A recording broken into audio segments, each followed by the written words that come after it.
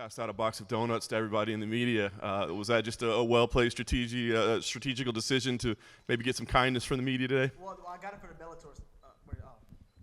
I got it for the Bellator staff because they always treat me so nice and stuff like that, and they pay my bills. So. Oh, so really, you weren't thinking about us at all?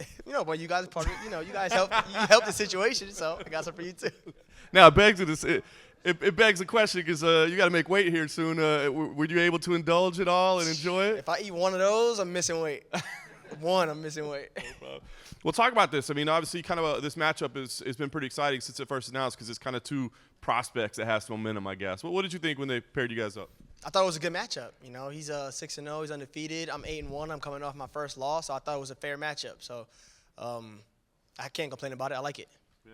When there was a need to reschedule it, I mean, were you aiming to let's keep it together, or were you saying that just give me whoever, I don't care, I'd like to stay busy? I didn't really care either way, but it was good that we, because either way we're gonna have to fight each other. All of us are gonna have to fight each other at some point, so you may as well just get it. Let's get it out the way. Let's just get it done. Very nice. Have you been watching his rise up as well? It's kind of similar to yours. Yep. And what do you think about him as an opponent? Yeah, I seen his debut. I remember I watched his debut when he first fought on Bellator and stuff like that. And I watched all his fights. So I think he's a good fighter. Yeah. Does he present any challenges that you haven't seen before, or anything that you're concerned with? I mean, after that Danny fight, nah, I don't think anyone's gonna bring anything I haven't seen yet. He thinks you guys are going to end up facing each other maybe a couple times down the road as well. Do you kind of see that as well? Yeah, it's possible because we're young. I'm 27 and he's 25, or something like that. So we have a lot more room to grow. So it's only a matter of time. We might fight again. Last thing for me, I guess, the goal here. I mean, just a victory, or is it something about putting the past behind and getting back in that win column? Definitely want to get back in the win column, but I just want to prosper in my sport, man. I work so hard, so I don't want to come out here and not be able to dominate, So I definitely want to come out here and show that I'm here to stay. Hey, Jornel, what's up, man? Almost a 9-month layoff between your last fight and now. Do you think that this might be the most you've ever improved between two fights? Oh, yeah. I'm going to show you guys on Saturday, for sure.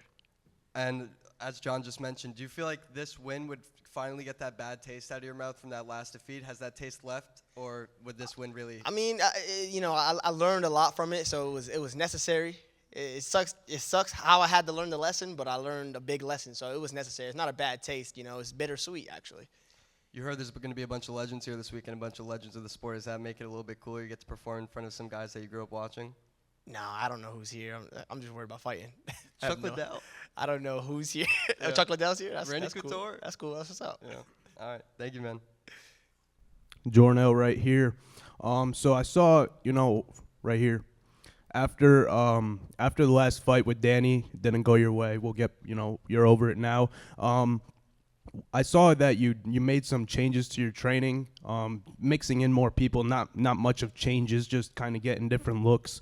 Can you speak about, any tweaks that you did make, or anything that you learned from that fight that you changed in your camps, or anything like that that's helped prepare you for this fight?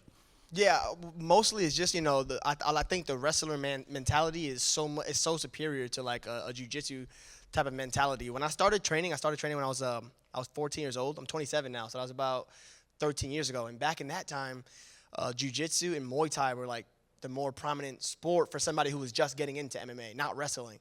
So like if you look at how they fight, a lot of them are very relaxed and calm, and they want to skill their way through every fight. But when it comes to these wrestlers and all these Dagestanis now, these people are fighting like cats and dogs. So I had to really readjust my entire game so that way I could hang at the top level in Bellator. So that's what I went and I did. So I'm looking to show that on Saturday. 100%. And last question for you is, right now 8-1. Coming into 2023 with some good momentum, not thinking about that Sabatello fight. Other than that, the wrestling aspect of things, you had great performances for Bellator through your career so far. We're here in 2023 now, beginning of the year. What would you like to see happen this year? I'm assuming, get back into the rankings, get, opponent after opponent and make a title shot, I'm assuming. Yeah, I want one more, maybe like one more unranked fight, and then to get back into the rankings. I think that once I get back in the rankings, then I'll start making my title run at that point. Awesome. Thank you. Hey, Jornel, right here. Welcome to California. How you doing today? I'm doing good, man. Hungry. Right. First time in California? First time. Well, no, actually, it's my second time. First time stepping feet in California. But it's my first time in LA. Got you. Yeah. Got you. What's your favorite LA artist? I don't know. I really don't have any favorite artists. I'm from the East Coast, so people that I grew up listening to was like 50 Cent, Okay. Biggie, people like that. Got it. What's some of your favorite California fighters? Who's from out here? Who's from out here? Oh, man, you got Henry Cejudo out here. The list goes on. TJ Dillashaw. Let me see. Just to scratch the surface, you got Jaylon Bates out here. AJ McKee. Dominic Cruz. Is he from around here? Yes, sir. San Diego. Dominic Cruz. When I was younger, I was a really big fan of Dominic Cruz. Like, he was somebody I looked up to a lot when I was coming up in the sport. So, got to be Dominic. Got it, man. I've been following your career for a minute now, ever since you made your debut in Bellator. And tell me a little about your coach, because it seems like I can always hear him yelling out instructions, and it's like, it's a voice that you're not used to hearing, and the stuff that he's saying, it just captivated my ears when I heard it. Oh, you must be talking about one of my training partners, Mike Kimball. Oh, okay. Is that who you're talking about? I think so. Whenever it's been a few fights. Okay. It's been about 3 fights. He hasn't cornered me in a few fights, but yeah, he was definitely. Okay. He definitely was. The fights were entertaining. You could just listen to the fights, and they were fun to hear. Got it. Mike Kimball, that was somebody that you started off your little MMA career with, right? Ever since 14. Yeah, exactly. Yep. All right, and tell me about your military experience. How did that prepare you? It was good, man. It's just a big thing about if you want to be successful in any sport or any career, any craft, is just you got to go through suffering, and you got to go through things that are not fun. Life is not always about a party, So going through, just basic training and AIT and all that sucked. It was cold, and you're outside doing ruck marches, and now I'm doing weight cuts and dieting for weeks at a time. So in order to be successful, you got to go through a lot of pain. So I guess it helped me in that area. All right, and to follow up on that, you seem like a real student of the game. To quote you, you said, while people are at home watching Netflix at home, you're looking at which fight you can watch next. How do you think that preparation compares to other fighters? I mean, it's all about being diligent. In any craft that you're in, you want to read all the books, you want to take the seminars, you want to take the classes and be the best at your craft. And just like MMA, you can't just show up to training and then just go home. You got to study. You got to study your own footage. You got to study other people's footage. You got to get inspiration, new techniques, see things out there that you might like. So I'm just trying to be the best I could possibly be in my sport. This is my job, And speaking of new techniques, you was once studying Canelo's lower jab and overhand right hand to see how you could implement that in MMA. Have you been able to roll out that in your game plan yet? I mean, there's a lot of things from different boxers that I've taken, and for him, the way he throws his body shots and his left hooks, I've been able to add a lot of that to my game, and not just him, but a whole bunch of different boxers. And then last question for me. 15-year-old self-confidence is real big, right? When you were that age, you were thinking that you could beat Jose Aldo and stuff like that, right? Then when you got a little bit older, you figured out, hey, it's a lot harder than how it seems, right? It's funny because the more ignorant you are, the more arrogant you are. And as you wisen up, you start realizing, wow, these people are actually really good. Because when you don't really know something, like if you watch anything, like if you watch football, but you don't know what's going on, you can't appreciate it.